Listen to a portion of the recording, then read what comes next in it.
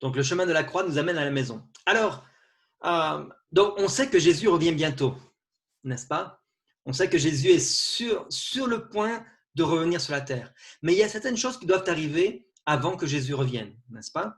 Et donc, on le sait que l'évangile doit aller de par le monde, comme le disait Matthieu 24. On sait que Jésus va donner la connaissance de l'évangile à chaque personne et le choix pour chaque personne. Mais il y a une chose encore qui doit arriver avant que Jésus ne revienne. Et on va le lire dans Jean chapitre 17, verset 21. Donc Jean chapitre 17, au verset 21, il est dit « Afin que tous soient un, comme toi, Père, tu es en moi, et comme je suis en toi, afin qu'eux aussi soient un en nous, pour que le monde croie que tu m'as envoyé. » Alors donc, c'est une chose très importante, l'unité qui existe entre Christ et l'Église et entre les croyants entre eux. Dans les commentaires bibliques, volume 5, page 1148, il est dit « L'unité avec le Christ établit un lien d'unité les uns envers les autres. Cette unité est la preuve la plus convaincante auprès du monde de la majesté de Christ et de sa puissance pour ôter les péchés. » Donc, on va parler, comme vous avez compris, on va parler de l'unité en tant que chrétien. Comment doit s'appliquer cette unité-là? Comment est-ce qu'on peut être unis les uns envers les autres? Parce que cette unité-là doit arriver avant que Jésus ne revienne. Et l'unité des croyants, c'est pas juste croire dans la même chose. Okay? Il y a un jour, il y a l'histoire d'un homme riche, qui est un fermier riche, qui avait 12 fils et qui était sur le point de mourir. Et il appelle ses 12 fils et il souhaite savoir à qui est-ce qu'il va laisser ses possessions, ses terrains, sa richesse. Et donc, il va parler avec chacun de ses 12 fils pour voir lequel va être le plus apte. Et donc, chaque fils se présente lui-même comme étant le meilleur garçon, bien sûr, pour pouvoir hériter de ses possessions. Et finalement, arrive le moment où il doit prendre une décision. Alors, il demande à chacun de ses fils d'amener avec lui une brindille, un petit bout de bois. Et il les place ensemble et il les attache avec un fil. Et alors, il leur dit, celui d'entre vous qui aura la force pour briser ça, ça sera lui qui héritera de tout. Et bien sûr, le premier fils essaye et il n'y arrive pas. Jusqu'au dernier, il n'arrive pas à briser. Et finalement, ils disent, mais c'est impossible, tu nous as demandé quelque chose d'impossible. Et il dit, non, même si je suis un homme vieux, je peux le faire, je peux briser ça. Et qu'est-ce qu'il fait? Il va prendre chaque bâton individuellement et il va les casser les uns après les autres. Jusqu'au moment où bien sûr, tous les bâtons sont brisés.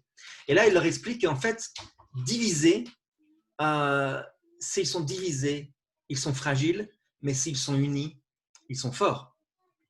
Alors, et finalement, il leur donne à chacun l'héritage de manière globale pour gérer de manière globale.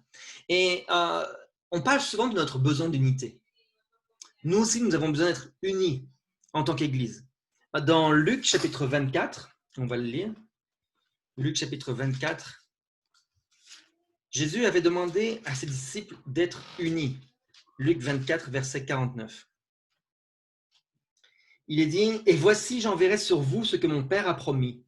Mais vous, restez dans la ville jusqu'à ce que vous soyez revêtus de la puissance d'en haut. » Donc, on voit que les disciples devaient rester dans la chambre haute, on le sait, hein, ils devaient rester jusqu'au moment où ils aient trouvé cette unité. Et donc, le premier travail que Jésus leur a confié, c'est d'abord de rester dans la chambre haute. Ils avaient d'abord besoin de cette puissance qui vient de l'unité. Et c'est intéressant que les disciples ont réussi à changer le monde, à donner l'évangile au monde entier, alors qu'il n'y avait pas de radio, il n'y avait pas de télévision, il n'y avait pas Internet, il n'y avait pas de journaux imprimés, il n'y avait même pas de Bible à donner à ceux qui n'en avaient pas. et pourtant, ils ont réussi à changer le monde. Et l'évangile est allé dans le monde entier. D'ailleurs, on le sait parce que dans Colossiens chapitre 1, Colossiens chapitre 1, versets 5 et 6, il est dit « À cause de l'espérance qui vous est réservée dans les cieux et que la parole de la vérité, la parole de l'évangile vous a précédemment fait connaître, il est au milieu de vous et dans le monde entier. » Et vous savez que lorsque Paul était venu dans une, je ne me rappelle plus dans quelle ville, mais il est possible que ce soit Éphèse, les gens avaient dit à Paul, oh voilà ceux qui mettent le trouble sont arrivés, ils ont mis le monde sans dessus-dessous et maintenant les voilà ici. Donc le monde entier, à l'époque de Paul, avait la connaissance de la bonne nouvelle de l'évangile et sans avoir de moyens pour le faire. Il n'avait pas d'argent, il n'avait pas de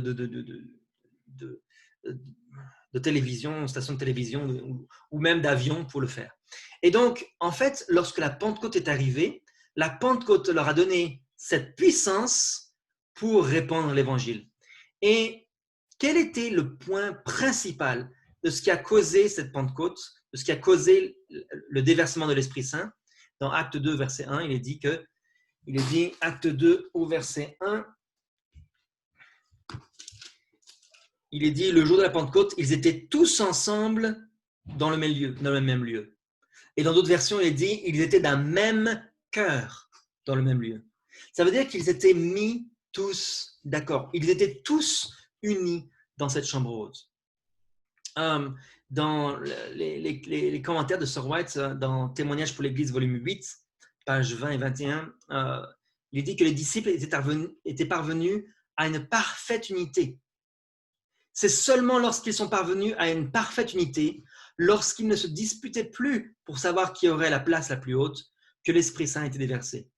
Ils étaient d'un seul cœur. Toutes leurs différences avaient été mises de côté. Et donc, c'est pour ça que l'Esprit de Dieu a pu venir sur eux. Il est dit, les disciples n'ont pas demandé une bénédiction pour eux-mêmes. Ils étaient pressés par le poids, par le fardeau des âmes. Et il est dit, ainsi, il peut en être de même aujourd'hui. Il peut en être de même aujourd'hui. On peut recevoir la même puissance pour l'évangélisation que ce que les disciples ont reçu à l'époque de la pluie de la première saison. Et donc, on voit que finalement, l'Esprit Saint nous dit que la vraie religion, c'est lorsqu'on est vraiment unis. Jusqu'à ce moment-là, les disciples étaient divisés. Mais au moment où ils ont confessé leurs fautes les uns aux autres, ils ont pu recevoir la vraie unité. Et à ce moment-là, ils ont pu transmettre le message de l'Évangile au monde entier. Alors, je me rappelle que un jour, il y avait un groupe d'indépendants. Il y avait deux groupes en fait d'indépendants et ils ont voulu s'unir. Ils ont réalisé l'importance de l'unité et ils ont décidé d'avoir une réunion pour pouvoir s'unir. Et après plusieurs jours de discussion, ils se sont mis d'accord sur un point. Ils se sont mis d'accord qu'ils n'allaient pas être d'accord. Et ils sont tous rentrés chez eux. Et donc, finalement, l'unité n'est pas arrivée. Okay?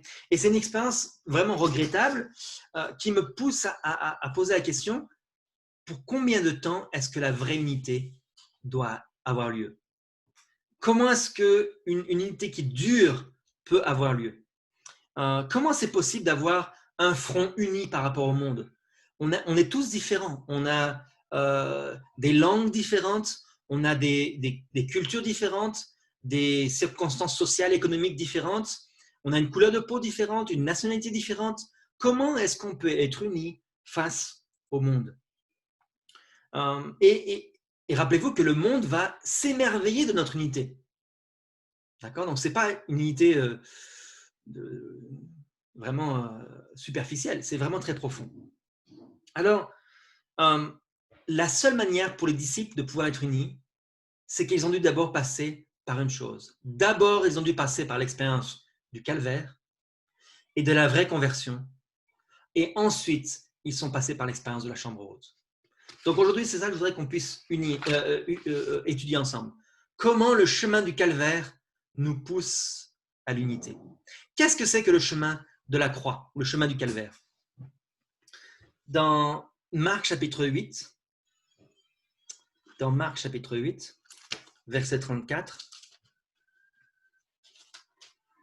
il est dit, puis ayant appelé la foule avec ses disciples, il leur dit, si quelqu'un veut venir après moi, qu'il renonce à lui-même, qu'il se charge de sa croix et qu'il me suive. Donc, qu'est-ce que c'est que le chemin de la croix? Qu'est-ce que chaque personne doit passer pour pouvoir être un vrai disciple? C'est par ce chemin de la croix. Qu'est-ce que c'est que ce chemin de la croix? C'est de renoncer à lui-même et de suivre Jésus. Vraiment, Jésus avait dit cela à plusieurs reprises. À plusieurs reprises, il avait dit à ceux qui disaient qu'ils l'aimaient, on peut le lire, hein, toujours dans Marc, chapitre 10, verset 21. Il avait dit, Jésus l'ayant regardé, l'aima et lui dit, il te manque une chose. Va, vends tout ce que tu as, donne-le aux pauvres et tu auras un trésor dans le ciel. Puis viens et suis-moi. Donc, Jésus a toujours dit à ceux qui voulaient faire sa volonté, va et suis-moi. Et viens et suis-moi. Et donc, ce renoncement est indispensable pour tout chrétien. Quelle croix est-ce qu'on doit porter? Vous savez, quand il est dit que, on peut le lire dans Luc chapitre 14, Luc chapitre 14, au verset 27, il était dit, quiconque ne porte pas sa croix et ne me suit pas ne peut être mon disciple. Il l'avait dit avant d'être crucifié, d'accord? Donc la croix dont il parle, c'est quoi cette croix? Est-ce que c'est la croix de la crucifixion, la croix de Jésus? Est-ce qu'on doit porter une croix autour de notre cou? Est-ce que c'est ça la croix qu'on doit porter? Jésus disait, quiconque ne porte pas sa croix et ne me suit pas ne peut être mon disciple. Alors quelle croix? Quelle croix? C'est quoi que ça veut dire la croix de Christ?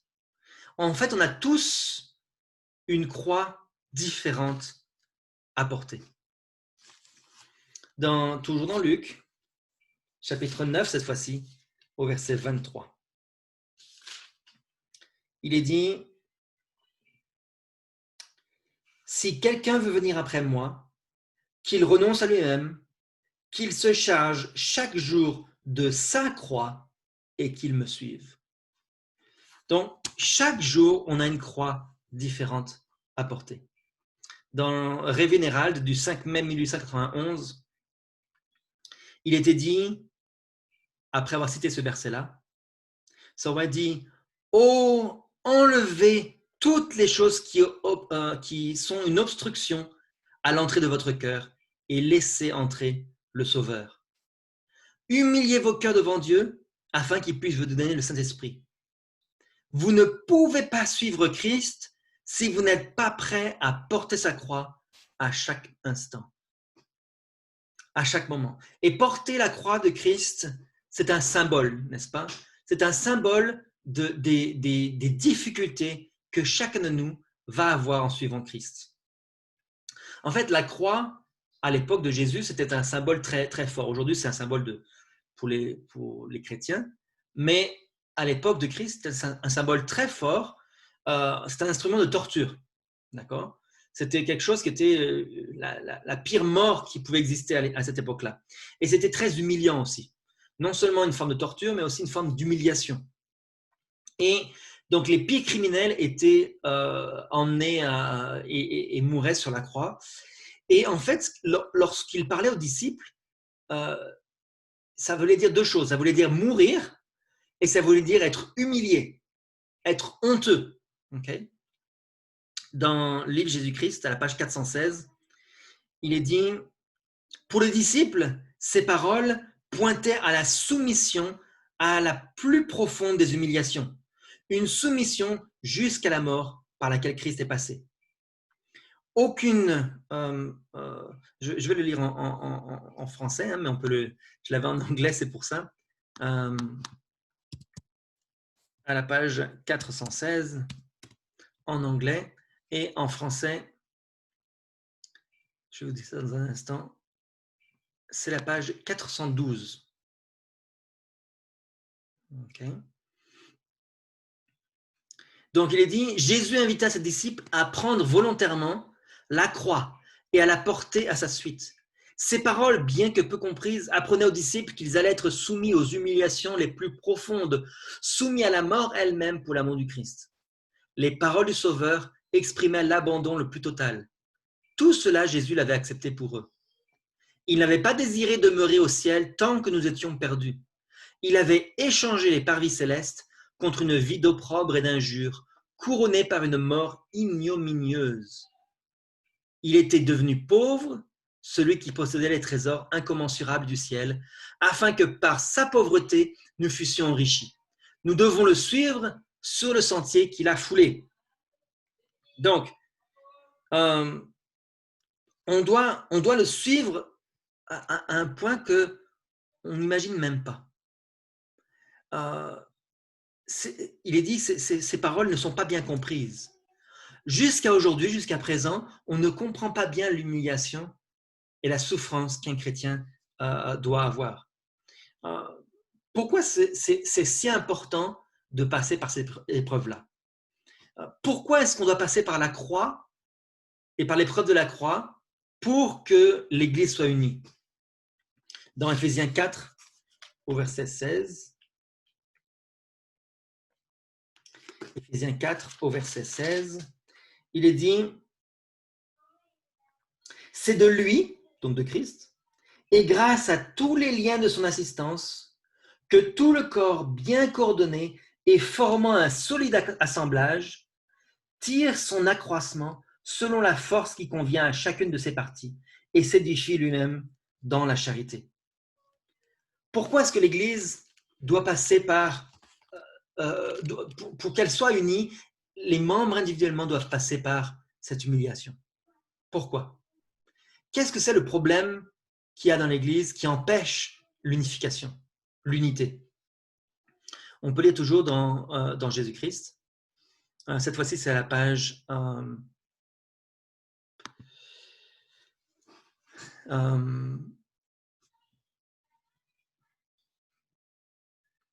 413, mais je cherche le...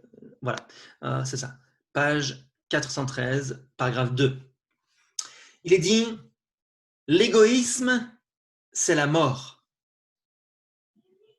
L'égoïsme, c'est la mort.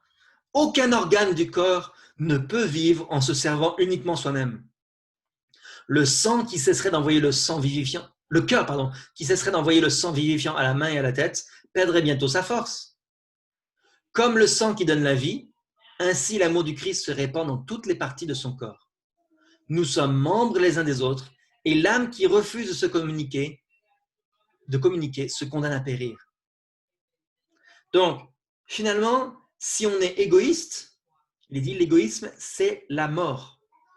Un autre terme pour l'égoïsme, c'est l'orgueil. D'accord? Lorsque on vit pour soi-même, en pensant qu'on est meilleur que les autres, en croyant que les autres ne sont pas encore au même niveau que nous, eh bien, finalement, c'est la mort pour l'Église. Et en fait, la croix que nous devons porter, c'est quoi? C'est une croix de tous les jours. Jésus disait que celui qui veut me servir porte sa croix chaque jour et me suive. En fait, dans Manuscript Releases, volume 3, page 109, il est dit que qu'est-ce que c'est que la croix de Christ?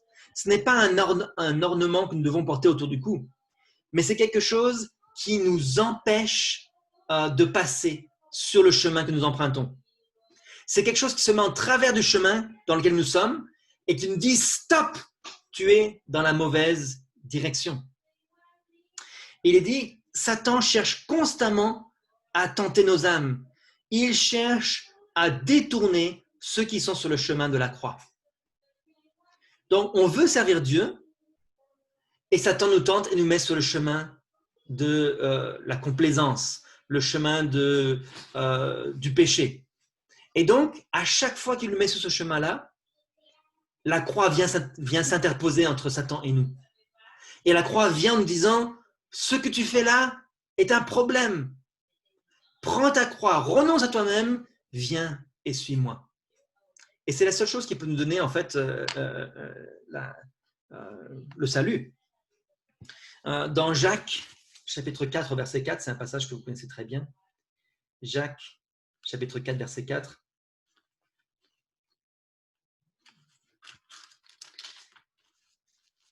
Il est dit, « Adultères que vous êtes, ne savez-vous pas que l'amour du monde est inimitié contre Dieu ?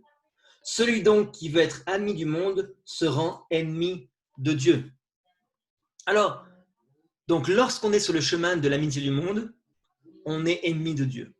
Si on ne prend pas la croix de Jésus, si on ne suit pas Jésus, on est en fait ennemi avec Dieu. Et donc tous ceux qui vont être amis de Dieu vont être ennemis de quoi? Ils vont être ennemis du monde, effectivement. Et c'est un peu la même chose que, vous vous rappelez que Dieu avait demandé à Abraham, lorsqu'il était parti de son pays, de Ur en Chaldée, Dieu lui avait dit, dans Genèse 12, au verset 1, Genèse 12, au verset 1, il avait dit, « Va-t'en de ton pays, de ta patrie et de la maison de ton père, dans le pays que je te montrerai, et je ferai de toi une grande nation et je te bénirai. » Va-t'en, quitte toutes les choses auxquelles tu es habitué. Pourquoi? Dans le cas d'Abraham, c'était parce que les choses auxquelles il était habitué et les choses de sa famille, c'était de l'idolâtrie. Il vivait parmi les païens. Et même s'il était, si on veut, entre guillemets, chrétien, s'il voulait suivre Dieu, il était tellement influencé par le monde que dans sa maison même, il pratiquait l'idolâtrie. D'accord? Il y avait de l'idolâtrie. On voit ça plus tard avec ses enfants. Et donc, Dieu lui avait demandé de partir, de tout quitter.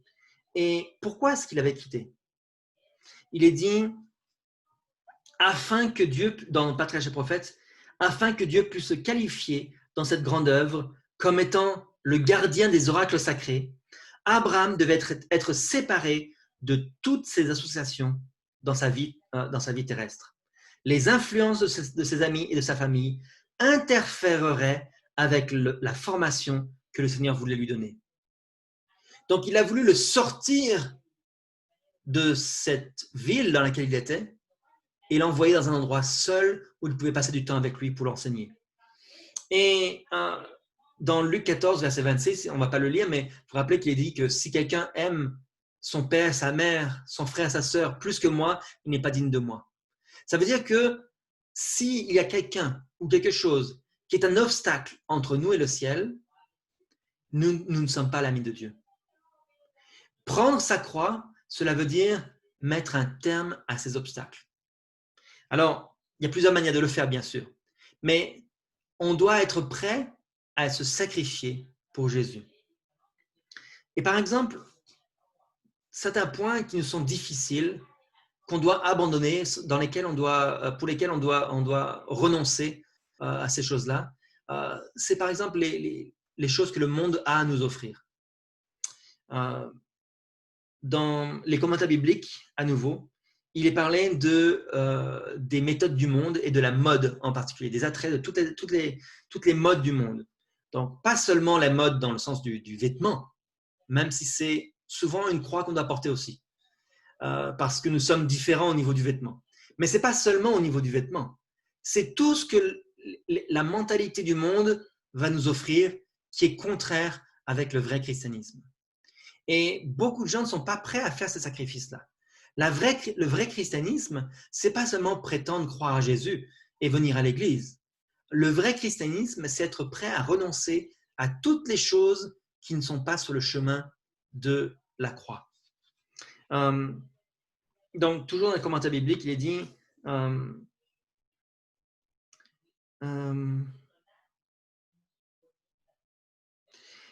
ce n'est pas notre travail d'étudier comment se soumettre aux standards du monde, Mais la grande question que chacun devrait se poser, c'est comment puis-je atteindre le standard de Christ? D'accord? Donc, les modes du monde vont nous entraîner à certaines choses qui ne sont pas compatibles avec notre foi. Et le vêtement est une des croix que nous devons porter. En parlant du vêtement, nous devons être distincts en tant que peuple de Dieu. Et le problème du vêtement, c'est que notre orgueil nous empêche d'être différents. La différence est très mal vue. On a une pression de la société et je disais récemment à Julie, les modes, c'est incroyable comme les modes changent vite. Il y a quelques années, on regarde les photos il y a quelques années, nos vêtements étaient différents. D'accord? Et il y a une pression de la société. Et donc, au niveau de cette mode, on a des règles bien précises qui nous sont données par Dieu. Et on doit se soumettre à ces choses-là. Et le problème, c'est quand on ne voit pas la raison pour s'y soumettre. Quand on ne voit pas que Dieu nous demande de se soumettre à ces points-là.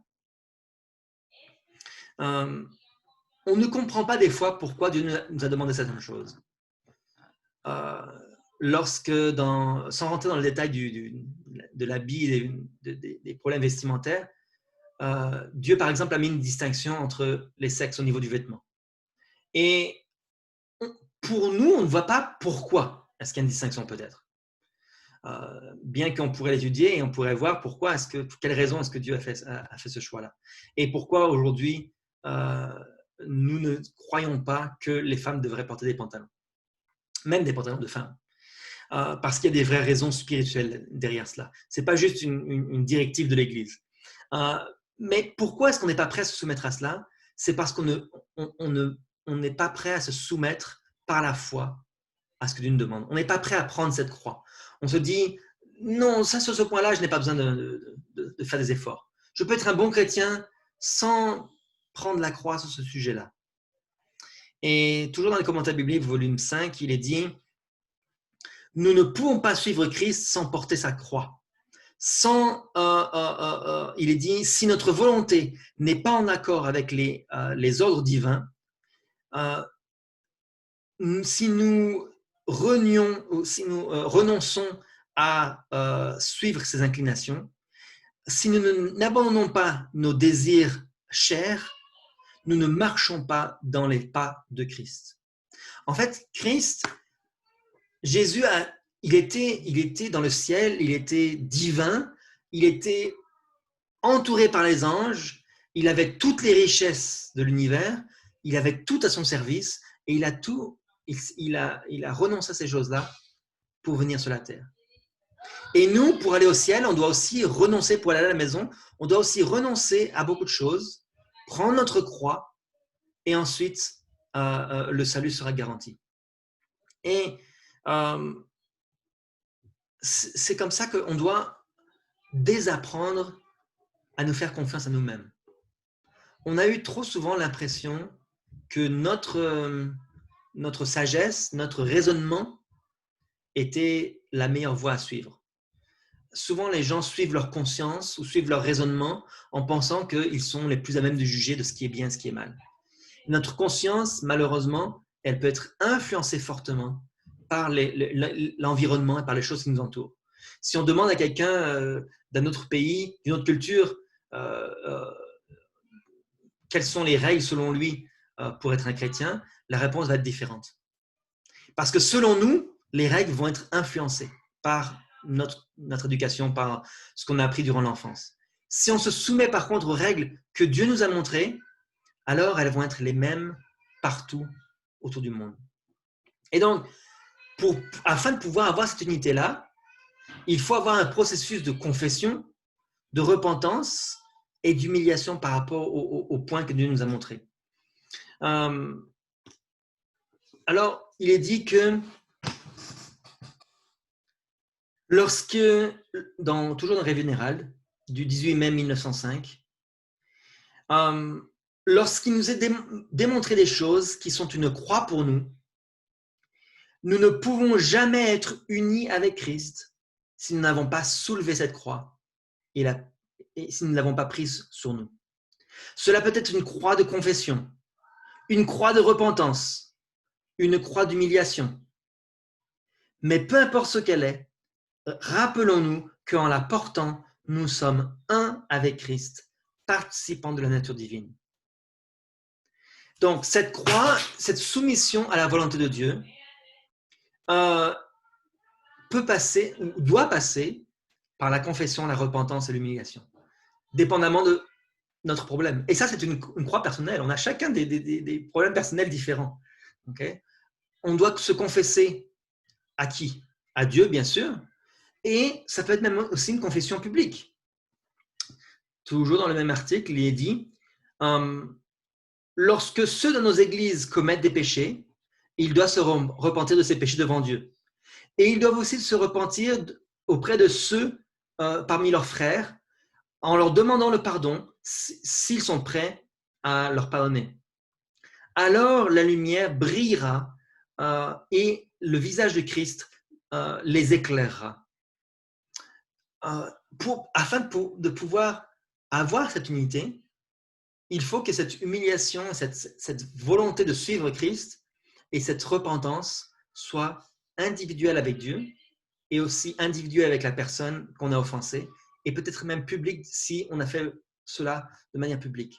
C'est comme ça qu'on pourra avoir l'unité, une telle réunion de confession.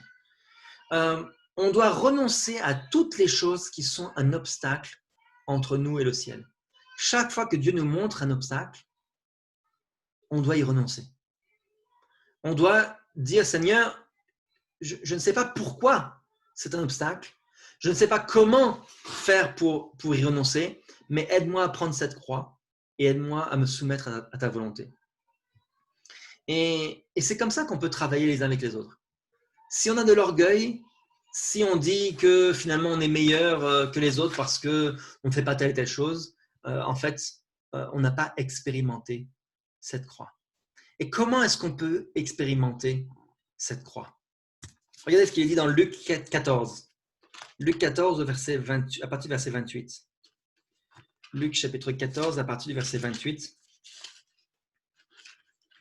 Il est dit « Car lequel de vous, s'il veut bâtir une tour, ne s'assied d'abord pour calculer la dépense et voir s'il a de quoi la terminer, de peur qu'après avoir posé les fondements, il ne puisse l'achever, et que tous ceux qui le verront ne se mettent à le railler en disant « Cet homme a commencé à bâtir et il n'a pu l'achever. » Donc, il faut d'abord calculer la dépense.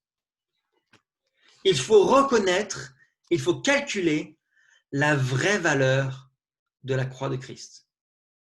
Je pense que bien souvent, la raison pour laquelle on n'est pas prêt à faire ces sacrifices-là, c'est qu'on ne sait pas quelle est la valeur de la croix de Christ. Nous n'avons pas calculé le coût. Nous n'avons pas calculé la valeur de cette croix-là. On doit réaliser quelle est la puissance de Christ. Quelle est la valeur de se soumettre à l'Évangile. Dans Galates chapitre 6, verset 14,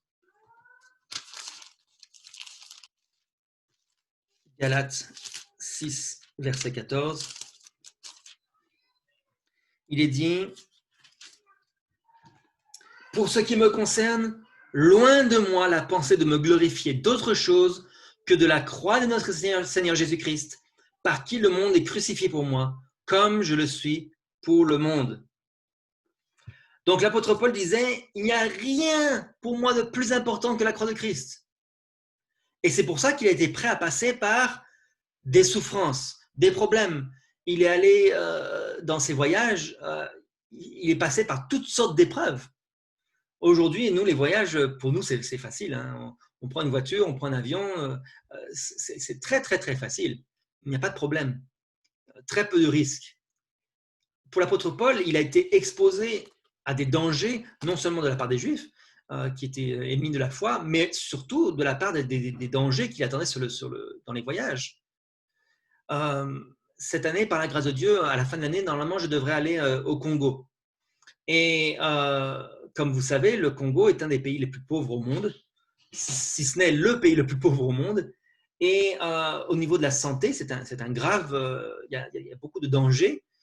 On a de nombreux frères et sœurs qui sont allés en Afrique, dans les pays d'Afrique, différents pays, qui sont revenus malades, certains malades pour la vie, d'autres handicapés, et en particulier un frère, le frère McDonald, qui est allé évangéliser en fait ces pays-là, qui est mort. Et les dangers qu'il y a dans ces pays sont beaucoup plus réels. Je connais certains frères et sœurs qui ne sont pas prêts à aller là-bas. Et quel est le sacrifice que nous sommes prêts à faire pour l'Évangile? Je me rappelle que lorsqu'on était à l'école missionnaire, notre formateur nous disait que votre vie va être facile. Parce qu'il y a quelques années, on devait se déplacer avec, quand on était un ouvrier biblique, on devait se déplacer avec des moyens plus difficiles, certaines fois à pied, d'autres fois à cheval. À l'époque des pionniers adventistes, les gens se déplaçaient très difficilement, les distances étaient beaucoup plus compliquées. Les gens devaient porter les livres de l'Esprit de prophétie ou la Bible sous format papier. Ils avaient des valises avec tous ces livres-là. En Afrique, par exemple, les gens n'avaient pas de Bible. Très souvent, même les ouvriers bibliques n'avaient pas de Bible. Et ils allaient avec les écoles du sabbat qui leur avaient été envoyées, parce qu'ils avaient donné leur Bible personnelle, ils l'avaient donnée. Et donc, ils allaient avec des anciennes écoles du sabbat, et ils allaient prêcher ou faire des études bibliques avec les écoles du sabbat. Et c'est comme ça qu'ils avaient les livres de la Bible et l'Esprit de prophétie avec eux. Ils avaient des valises entières. Ils devaient passer par des difficultés. Lorsque les frontières étaient ouvertes, étaient fermées avec les pays communistes, des voyageurs des pays plus modernes faisaient passer secrètement des Bibles ou des leçons d'école du sabbat de manière illégale et leur vie était en danger. Ils étaient fouillés au corps pour savoir si ils amenaient de la littérature. S'ils étaient surpris avec de la littérature, jamais plus personne n'en entendrait parler d'eux. Ils étaient emmenés dans les goulags et ils mouraient là-bas. Et nous avons eu beaucoup de frères et sœurs qui sont morts et qui ont donné leur vie pour pouvoir donner la vérité à d'autres personnes. Des frères qui ont fait passer des centaines de Bibles, des sœurs qui voyageaient entre les pays, en particulier une sœur qui avait cousu les pages d'une école du sabbat, parce que l'école du sabbat devait être envoyée depuis la conférence générale vers ces pays-là, je crois que c'était la Hongrie, et une sœur avait cousu dans son manteau, elle avait cousu les feuilles de l'école du sabbat, qu'elle avait donc mis en morceaux, et elle avait cousu dans son manteau, dans la doublure de son manteau, les feuilles de l'école du sabbat pour les passer. Des frères qui avaient récolté en Roumanie, alors que le pays contrôlait tout, chaque personne avait le droit à avoir 5 feuilles de papier par mois. Chaque personne. Et donc, pour pouvoir imprimer les écoles du sabbat sans papier, qu'est-ce qu'on pouvait faire? Il y avait un frère qui avait une vieille voiture, et à cette époque-là, c'était un privilège, c'était très rare, les gens qui avaient des voitures, et il avait une voiture, et il passait chez tous les frères et sœurs pour collecter le papier afin de pouvoir imprimer les écoles du sabbat. Et il avait installé dans sa voiture, il avait enlevé les sièges à l'arrière, il avait installé un banc qu'il avait fabriqué en bois, et à l'intérieur de ce banc, il cachait les feuilles de papier, et il avait ce banc-là, et il mettait une couverture pour que ça apparaisse comme des sièges. Et un jour, il avait presque fini sa tournée de papier, il s'est fait arrêter par 2 soldats qui ont réquisitionné sa voiture. Et vous savez qu'à l'époque, lorsqu'on réquisitionnait la voiture, on ne la revoyait plus jamais. Et donc ce frère-là a dit, il les a suppliés, au lieu de réquisitionner sa voiture, je peux vous conduire partout où vous voulez, je vais être votre chauffeur particulier. Les 2 soldats ont accepté, ils se sont assis à l'arrière et ils ont trouvé le siège très très dur. Et pendant tout le voyage, le frère priait pour qu'il ne découvre pas que ce n'était pas des sièges.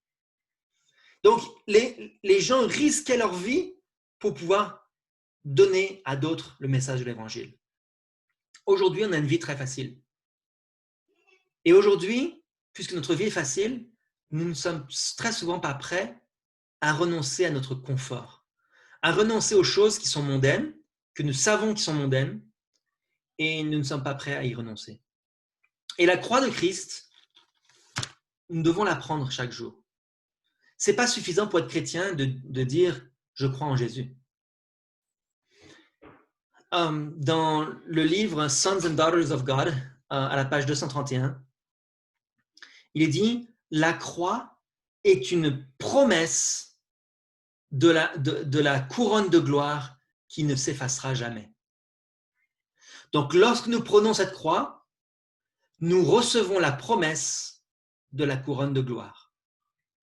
Et cette croix, on doit la prendre pendant quelques temps, quelques années sur cette terre. Ça peut paraître long pour nous, mais en fait, ce n'est pas long.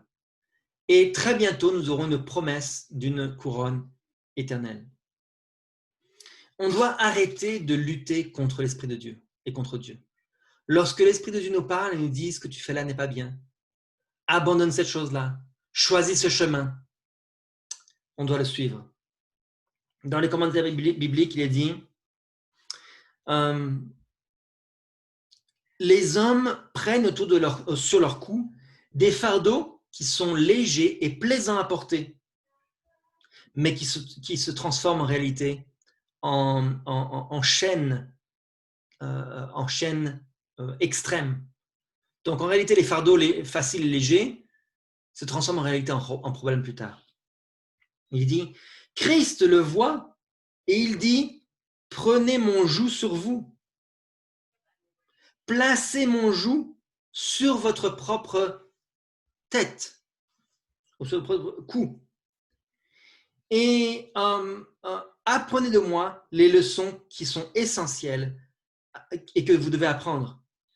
Car je suis doux et humble de cœur et vous trouverez le repos pour vos âmes. Mon fardeau est doux, mon joug est doux et mon fardeau est léger. Donc, lorsqu'on pense à ça, je ne sais pas parmi vous si vous avez déjà vu ce que c'est qu'un joug. Un joug, J-O-U-G, si vous cherchez ça sur Internet, vous allez voir que c'est une pièce de bois avec deux ouvertures, une pièce de bois qu'on utilise pour relier deux animaux entre eux, souvent des bœufs, d'accord, pour que les bœufs soient synchronisés lorsqu'ils tirent la charrue. Donc, c'est un lien entre les deux animaux, d'accord. On l'utilisait aussi pour des chevaux, par exemple, pour que des chevaux marchent ensemble, mais c'est surtout normalement pour des bœufs. Et qu'est-ce que c'est que le joug que Christ nous demande de porter? Pourquoi est-ce qu'il est facile? En fait, lorsque on porte ce joug, Jésus dit, prenez mon joug sur vous. Ça veut dire que nous, on porte d'un côté, et qui est de l'autre côté? C'est Jésus, n'est-ce pas? C'est Jésus qui est là, et c'est lui qui est de l'autre côté. Alors, quand on a deux bœufs, il y en a peut-être un qui est jeune et inexpérimenté, et l'autre qui est vieux et plus lent, d'accord? Et si on les reliait pas, le plus jeune allait partir n'importe comment et la charrue allait partir dans tous les sens et le champ n'allait pas être labouré. Lorsqu'on met les deux l'un avec l'autre, ils vont être synchronisés, ils vont être coordonnés, ils vont marcher au même rythme et finalement le chemin va être droit.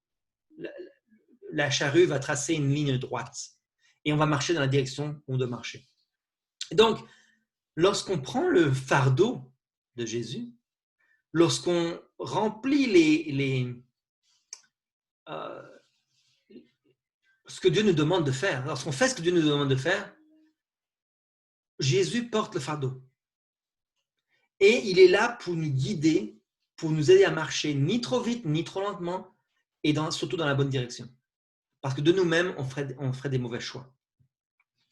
Alors, on a tendance à vouloir faire notre propre volonté, et on se retrouve au final dans un échec.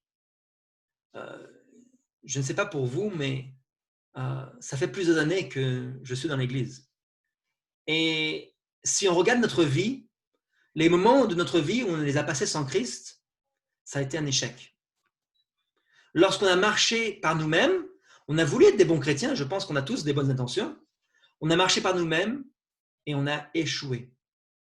Lorsqu'on marche avec Christ, lorsqu'on se soumet à ces conditions, lorsqu'on accepte de ne plus être intelligent par nos propres moyens, lorsqu'on confesse nos péchés les uns aux autres, eh bien là, le succès arrive. L'unité arrive. Et là, l'Église va avoir du succès et elle va être capable de terminer l'œuvre que Christ lui a confiée. Toujours dans Réveil Hérald du 18 mai 1905, il est dit « Vous pouvez dire, j'ai confessé mes péchés et je ne me sens pas mieux. Mais est-ce que les sentiments sont allés avec?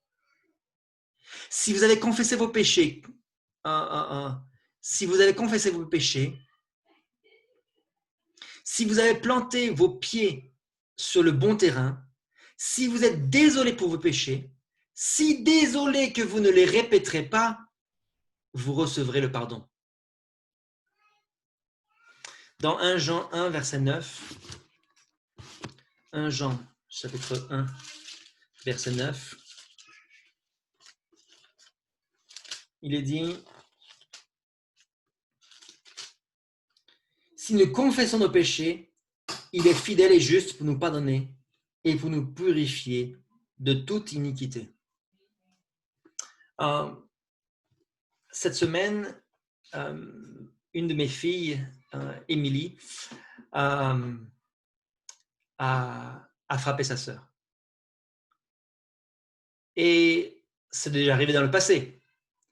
Ce sont des enfants, je crois que tous les enfants font des choses méchantes comme ça. Mais dans le passé, lorsque c'est arrivé, je prends ma grosse voix et je lui dis « Ce que tu fais n'est pas bien, va demander pardon à ta sœur. » Et elle le fait. Mais je vois bien que quand elle demande pardon parce que je l'ai demandé. C'est pas forcément sincère, d'accord? Et là, cette fois-ci, je me suis dit, il faut que je fasse quelque chose de différent. Je l'ai emmené en privé et je lui ai expliqué qu'est-ce que la haine cause dans le monde. Je lui ai montré ce que ça a causé, la souffrance de Jésus et finalement sa mort. Et là, je lui ai dit, qu'est-ce que tu penses de ça? À l'origine de ce coup de poing, qu'est-ce qui est là? Et elle s'est mise à pleurer. Et elle, sans rien que je lui demande, elle est allée voir sa sœur et lui a dit, je suis tellement désolée, Léa, de tout mon cœur cette fois-ci. C'est pas comme elle l'a dit, hein, c'est pas comme quand papa me demande de te demander pardon. Cette fois-ci, Léa, c'est de tout mon cœur que je te demande pardon. Et elle pleurait, elle était inconsolable, et elle a embrassé sa sœur. Et sa sœur s'est mise à pleurer aussi. Voilà ce que fait la vraie confession. La vraie confession amène la réunification, ramène les cœurs ensemble les uns avec les autres. Et on a besoin d'avoir cette vraie confession. Mari avec femme, père avec fils, enfant avec parents, et dans l'Église. On a besoin de cette réunification, de cette confession sincère et profonde en disant « j'ai fait le mal ». Et je crois que ça va résoudre beaucoup de problèmes. Ce n'est pas moi qui crois ça, c'est Dieu qui nous le donne. C'est Dieu qui nous le certifie. Il est dit dans le livre d'Adam Elohim, à la page 65, il est dit « Nous devons comprendre notre place qui est une place de pénitence humble au pied de la croix. » C'est là notre place. Notre place, elle n'est pas sur les chemins pour prêcher l'évangile. C'est pas ça que Jésus nous demande de faire. Jésus ne nous a pas demandé d'aller prêcher l'évangile. Il nous a dit d'abord, venez à la chambre haute, confessez vos péchés, marchez dans le chemin de la croix. Et ensuite, nous aurons la puissance. Et ensuite, nos problèmes seront résolus. On doit dire en fait à Jésus que nous ne sommes rien et que lui, il est tout. Pour terminer, dans Marc chapitre 8, au verset 35, à partir du verset 35, Il dit, celui qui perdra sa vie à cause de moi et de la bonne nouvelle la sauvera. Et que sert-il à un homme de gagner tout le monde s'il perd son âme? Que donnerait un homme en échange de son âme? Je crois que c'est vraiment la question qu'on devrait se poser. Qu'est-ce qu'il y a de plus important que de sauver son âme? Est-ce que les choses de cette terre, est-ce que les attractions de cette terre peuvent être mises au même niveau que la croix de Christ? C'est vrai que c'est difficile. C'est vrai que porter sa croix, ça peut être difficile, parce qu'on ne comprend pas pourquoi. Si on ne comprend pas la valeur de la croix de Christ, si on ne comprend pas pourquoi Jésus nous demande de nous habiller différemment, de manger différemment, de faire les choses différemment des gens que nous aimons, de parler différemment, d'avoir un travail différent, d'avoir une vie chrétienne différente. Si on ne comprend pas la valeur de ces choses-là, si on ne comprend pas la raison de ces choses-là, alors c'est un fardeau. Et la vie chrétienne est un fardeau. Mais si on comprend le sacrifice de Jésus et la valeur de la croix de Christ, alors c'est un fardeau doux et léger. Alors c'est plus un problème. Alors c'est une aide pour marcher. Parce que nous sommes faibles et il est fort. Et nous sommes reliés les deux ensemble par un joug qui nous tire vers le ciel. Si on dit non, non, non, je veux rien mettre sur ma tête là qui m'empêche, qui me force, je veux aller faire selon ma volonté, eh bien nous ne recevons pas d'aide et nous sommes laissés à la merci de Satan.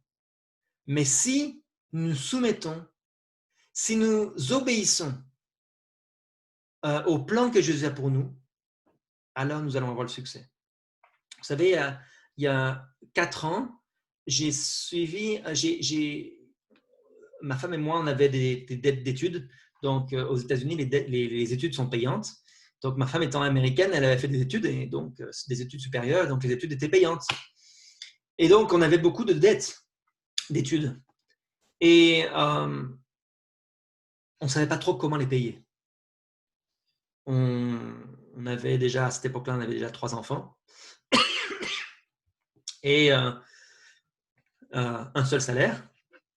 Et un salaire d'ouvrier, d'ouvrier biblique, ce n'était pas un salaire important du tout, au contraire. Et on se demandait comment faire pour payer nos dettes.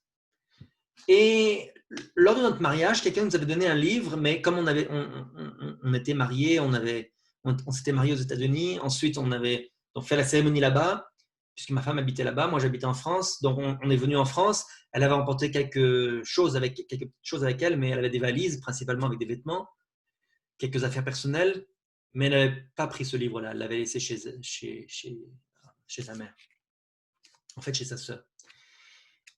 Et plusieurs années plus tard, après avoir déménagé, on a vécu en France plusieurs années, on a vécu ensuite au Canada, et un jour, elle est retournée chez sa sœur, visiter sa sœur en Caroline du Nord. Et là, elle a vu ce livre-là, elle a dit, tiens, ça pourrait être intéressant. Elle a commencé à feuilleter un petit peu, elle a dit, bon, Étienne va le lire. Et j'ai lu ce livre, j'ai commencé à le lire, c'était le soir vers 9h du soir. J'ai lu le livre jusqu'à 3 ou 4h du matin, j'ai fini le livre. Le plan qui était présenté était un plan qui a transformé nos vies. C'était un plan très difficile. C'était un plan extraordinairement plein de sacrifices. Et très désagréable. Très, très désagréable. Mais c'est un plan qui fonctionnait. Et il y avait le témoignage de centaines de personnes. Aujourd'hui, plusieurs milliers de personnes ont suivi ce plan-là. Et cela fonctionne. Et j'avais la certitude que ce plan allait fonctionner grâce au témoignage d'autres personnes. Et nous nous sommes soumis à ce plan. Et dans la soumission, même si c'était difficile, dans la soumission, on a compris, comment dire, on a compris. Frère Coelan, vous pouvez peut-être rester en mute, en silencieux, jusqu'à la fin, peut-être à la fin, on aura des questions. Donc, nous sommes soumis à ce plan-là, et ce plan a effectivement fonctionné. Et on a mis plus d'une année, en fait 1 année et 2 semaines, et c'était horrible. Mais après, quelle délivrance. Et c'est la même chose pour le ciel. Les sacrifices que l'on doit faire pour aller au ciel sont difficiles seulement si on ne les comprend pas. Ce sont des problèmes seulement si nous nous mettons en travers du chemin que Dieu a pour nous. Mais lorsque nous nous soumettons au plan de Dieu et que nous comprenons pourquoi nous le faisons, alors c'est facile. Donc, je crois qu'on peut conclure en disant que Christ a montré quelle est la croix que nous devons saisir et que beaucoup de chrétiens ne sont pas prêts à prendre cette croix-là. Et j'espère que, alors que nous apprenons les choses que nous devons faire, les principes de Dieu que nous voyons dans l'Église, j'espère que vous allez être prêts à prendre cette croix-là. Non pas parce que on vous l'a demandé simplement, mais parce que vous aurez compris que suivre la volonté de Christ sur ces points-là vous amène plus proche de lui.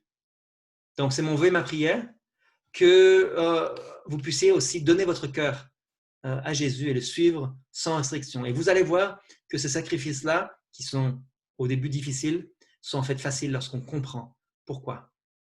Donc, j'espère que ça va être le cas pour vous. Amen.